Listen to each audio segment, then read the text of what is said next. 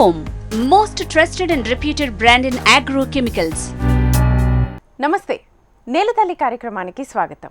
ఈ కార్యక్రమాన్ని సమర్పించేవారు ట్రైకమ్ అగ్రో. రైతుల ఆర్థిక ప్రగతిని సాధించేలా అభ్యుదయ రైతుల అనుభవాలతో పాటు సాగుదారుల విజయగాథలను మీకు అందించే ప్రయత్నం చేస్తోంది మీ నేలతల్లి. ఇవాల్టి కార్యక్రమంలో తేనె పరిశ్రమ అభివృద్ధి ఉపాధి మార్గాల గురించి వివరంగా తెలుసుకుందాం.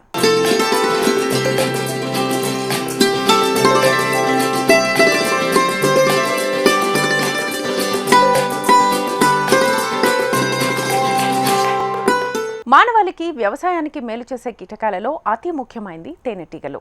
మధురమైన తేనెను మాత్రమే కాదు, సమతుల్య ఆహారాన్ని అందించే తేనెటీగల పెంపకం ద్వారా ఆదాయాన్ని గడించవచ్చు.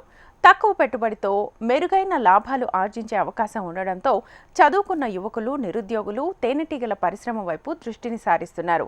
వరంగల్ జిల్లాకు చెందిన మాడిశెట్టి హర్షవర్ధన్ పూర్తి ప్రకృతి విధానంలో తేనెటీగల పెంపకాన్ని చేపట్టి చక్కటి ఆదాయాన్ని పొందుతూ ఆదర్శంగా నిలుస్తున్నాడు.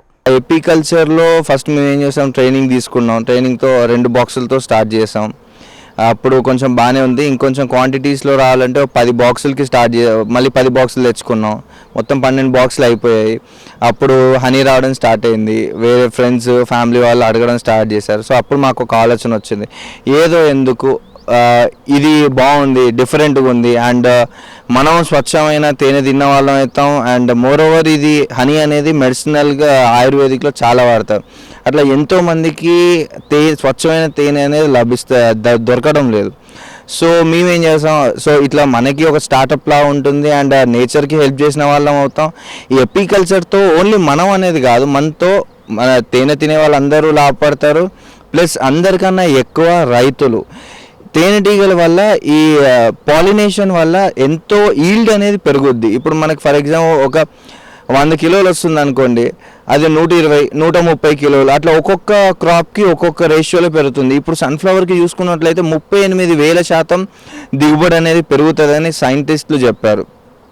అండ్ మనం చూసుకోవచ్చు, సింపుల్ ఎగ్జాంపుల్ అండి, సన్ఫ్లవర్లో ఎందుకు దిగుబడి ఎక్కువ వస్తుంది అంటే, ఇప్పుడు మనకి అది పువ్వు ఆకారం పెద్దగా ఉంటుంది. ఇప్పుడు ఏం చేస్తున్నారు రైతులు, ఎంతోమంది బట్టతో రుద్దుతున్నారు. ఆ పాలినేషన్ కాక అన్నిటికీ బట్టతో రుద్దుతున్నారు. ఎందుకు? ఇదంతా రేడియేషన్, టవర్స్, వీటి వల్ల ఇది హనీ బీస్ అనేది అంతరించిపోయినాయి. సో ఈ ఎపికల్చర్ అనేది ఏంటంటే, ఇవి క్రాప్స్ దగ్గర పెట్టుకుంటే మనకి ఈల్డ్ అనేది బాగా వస్తుంది రైతుకి. And at the same time ఈ ఎపికల్చర్ వాళ్ళు బీ కీపర్స్ మాకు హనీ వస్తుంది అండ్ మంచి నేచురల్ ప్రోడక్ట్స్ మనకు బయటకు వస్తాయి. హనీ ఎపికల్చర్తో ఓన్లీ హనీ అనే కాదు, హనీ వస్తుంది, be wax, pollen, venom and propolis అనేది వస్తుంది. ప్రొపోలిస్ అనేది టూత్ పేస్ట్లలో, ఎన్నో ఆయుర్వేదిక్ మెడిసిన్స్లో వాడతారు. వ్యాక్స్ కూడా మనకి లిప్ బామ్స్ అని చాలా కాస్ట్లీ ప్రోడక్ట్స్లో వాడతారు. అట్లాగా వెనమ్ అనేది ఏంటంటే, వెనమ్ ఎట్లాంటిదంటే లైక్ ఇట్ కాస్ట్ అరౌండ్ 40,000, 50,000 అట్లా కాస్ట్ చేస్తుంది. లైక్ ఒక 100 ml, 10 ml అట్లాగా. అదేంటంటే మన యవనత్వాన్ని, దాన్ని ఏమంటారు లైక్ ఏజ్, ఇమ్యూనిటీ, ప్రతిదాన్ని కాపాడుతుంది. దీనిలో రాయల్ జెల్లీ అనేది కూడా వస్తుంది. రాయల్ జెల్లీ అనేది ఏంటంటే, ఇప్పుడు జనరల్గా మీకు ఒక సింపుల్ ఎగ్జాంపుల్ చెప్తాను. రాయల్ జెల్లీ మనకి ఏంటంటే, మనం తీసుకోవడం వల్ల మన లైఫ్ స్పాన్ అనేది పెరుగుద్ది.